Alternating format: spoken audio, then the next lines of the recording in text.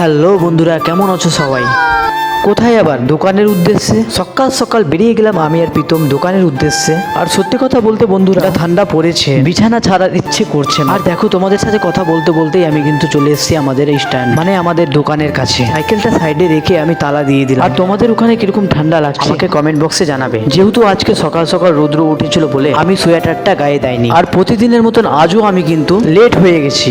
আর আজকে আমি আমার ভাগনাকে নিয়ে এসেছিলাম আমার দোকানে, কারণ তাকে বলেছিলাম যে আমার ভিডিও শুট করে দিই। কিন্তু দেখছি সে কিছুতেই আমার ভিডিও শুট করতে পারছে না, তাই আমি নিজেই ভিডিও শুট করতে লাগলাম। কথা বলতে বন্ধুরা, ঝাড় দিতে মোছামুছি করতে অনেকটা টাইম পেরিয়ে যায়। আর ঘুগনি মুড়ির হাঁড়িগুলোকে ভালোভাবে ধুয়ে তার নিজস্ব জায়গায় আমি রেখে দিলাম। দিন থেকে এই মশলার কোটাগুলো মোছামুছি করা হয়, তাই ঝটপট এটাও করে নিলাম। সবকিছু কাজ কমপ্লিট করে এবার আমি আমার মুখটা একটু ধুয়ে নিলাম, কারণ ঠাকুরকে ধূপকাঠি দেখাবো। ঠাকুরের আশীর্বাদ নিয়ে ধূপকাঠি দেখানো কমপ্লিট। এবার আমি দুধটাকে গরম করতে বসিয়ে দিলাম। এদিকে জাল দিতে দিলাম দুধ, আর ওইদিকে আদাগুলোকে পরিষ্কার করে নিলাম। কি ভাবছো তোমরা, আদা কেন পরিষ্কার করছি? চায়ে আদা দিই আমি, কারণ আদা দিলে চায়ের টেস্ট আরো বেড়ে যায়। চা করতে করতে দেখলাম যে ঠোঙাগুলো শেষ হয়ে গেছে, তাই দেরি না করে তাড়াতাড়ি করে আমি কিন্তু ঠোঙাগুলোকে বানিয়ে নিলাম। আর ঠোঙাগুলো বানাতে বানাতে তিনটে কাস্টমার তিনটে চা অর্ডার, তাই দেরি না করে তাড়াতাড়ি করে আমি কিন্তু তাদেরকে চা। আর সত্যি কথা বলতে বন্ধুরা, আমার দোকানের চা কাস্টমার খুব পছন্দ করে। তোমরা হয়তো বলবে যে আমি নিজের নাম কিনছি, কিন্তু এটা সত্যি। সকাল সকাল তাড়াহুড়ায় কিছু খেতে পারিনি, আর এদিকে অনেক খিদে পেয়ে গেছিল। তারপর আবার কি পুরি তরকারি কিনে এনে খেতে লাগলো। তো বন্ধুরা, ভিডিওটা এতটাই। যদি ভিডিওটা ভালো লেগে থাকে মেক শিওর একটা লাইক করে দিবে, কমেন্ট করে দিবে, আর বন্ধুদের শেয়ার করে দিবে। হ্যাঁ, পেজটিকে ফলো করে দিবে।